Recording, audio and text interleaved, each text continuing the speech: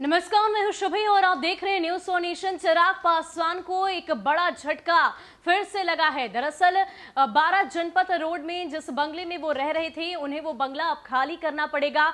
शहरी विकास मंत्रालय के अंडर आने वाले संपदा निदेशालय की तरफ से ये नोटिस एक बार फिर से उन्हें भेजा गया है। बता दें कि 14 जुलाई को भी उन्हें नोटिस भेजा गया था, लेकिन चिराग पासवान ने थोड़ा वक्त मांगा था। इस वक्त वो अपने परिवार, उनकी मां के साथ वो इस बंगले में रह रहे हैं, लेकिन आज एक बार फिर से उन्हें नोटिस भेजा गया है और अब चिराग पासवान को वो बंगला खाली करना ही पड़ेगा। बता दें कि पिछले 3 दशक से चिराग पासवान और उनके पिता और यानी कि पूरा परिवार वहीं पर रह रहा था, लेकिन अब एक बार फिर से उन्हें यह बड़ा झटका लगा है। ये बंगला उन्हें खाली करना ही होगा। इससे संबंधित और क्या जानकारी हमारे पास है, आपको पूरी जानकारी विस्तार से देते हैं। लोक जनशक्ति पार्टी के अध्यक्ष चिराग पासवान की मुश्किलें कम नहीं हो रही। अब उन्हें अपने पिता रामविलास पासवान का बंगला खाली करना होगा। शहरी विकास मंत्रालय के तहत आने वाली संपदा निदेशालय की ओर से 14 जुलाई को यह आदेश जारी किया गया था, जिसके बाद चिराग ने थोड़ा वक्त मांगा।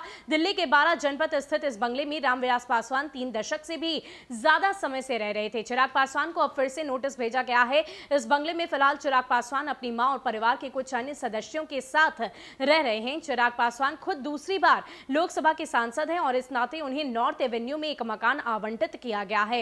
हालांकि वो हमेशा ही अपने पिता रामविलास पासवान के जीवित रहते और उनके निधन के बाद अपनी मां के साथ 12 जनपथ वाले बंगले में ही रहते आए हैं। अब देखना होगा कि बंगला खाली करने के संबंध में नोटिस मिलने के बाद चिराग पासवान का अगला कदम क्या होगा। सूत्रों के मुताबिक पिछले महीने ही चिराग पासवान ने शहरी विकास मंत्रालय से मकान खाली करने के लिए थोड़ा और समय मांगा था। इस बारे में उनकी शहरी विकास मंत्री हरदीप पुरी से मुलाकात हुई। सूत्रों ने जानकारी में कहा कि अपने पिता रामविलास पासवान की पहली बरसी तक चिराग पासवान इसी बंगले में रहना चाहते हैं। 8 अक्टूबर को रामविलास पासवान की पहली बरसी होगी। पिछले महीने मोदी मंत्रिमंडल के विस्तार में 40 से ज्यादा नए मंत्री बनाए गए। सूत्रों के मुताबिक इन सभी मंत्रियों को नए घर आवंटित किए जा रहे हैं। ऐसे में स्वर्गीय रामविलास पासवान का बंगला भी किसी नए मंत्री को आवंटित किया जाएगा। इस बंगले को चिराग पासवान के चाचा और केंद्रीय मंत्री पशुपति पारस को आवंटित करने का प्रस्ताव दिया गया था।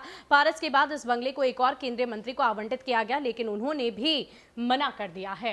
तो बता दें कि चिराग पासवान की ये इच्छा है कि वो 8 अक्टूबर यानी कि अपने पिता की बरसी तक इसी बंगले में अपना समय व्यतीत करें, उनकी यादों के साथ। लेकिन जिस तरीके से संपदा निदेशालय की तरफ से एक बार फिर से नोटिस भेजा गया है, ऐसे में चिराग पासवान को यह बंगला खाली करना ही होगा। बता दें कि हाल ही में मोदी मंत्रिमंडल का विस्तार हुआ। मंत्रिमंडल में 40 नए मंत्रियों को शपथ ग्रहण करवाया गया और उन्हें बंगले भी अब आवंटित किए जाएंगे। पहले ये चर्चा हुई थी कि चिराग पासवान के चाचा यानी कि पशुपति पारस को ही रामविलास पासवान का बंगला आवंटित किया जाएगा, लेकिन पशुपति पारस के मना कर देने के बाद अब ये बंगला किसी और मंत्री को दिया जाएगा। खबर तो ये भी सामने आई कि किसी अन्य विभाग के मंत्री को ये बंगला आवंटित किया गया, लेकिन उन्होंने भी मना कर दिया है। लेकिन अब ये फिर से नोटिस जो चिराग पासवान को भेजा गया है, एक बार फिर से उनके लिए एक बड़ा झटका है, क्योंकि उनकी ये इच्छा थी कि 8 अक्टूबर तक वो इसी बंगले में रहें। देखने वाली बात ये होगी कि चिराग पासवान अपनी अगली पहल में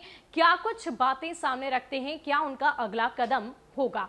ज्यादा अपडेट के लिए आप बने रहे न्यूज़ ऑन नेशन के साथ। नमस्कार।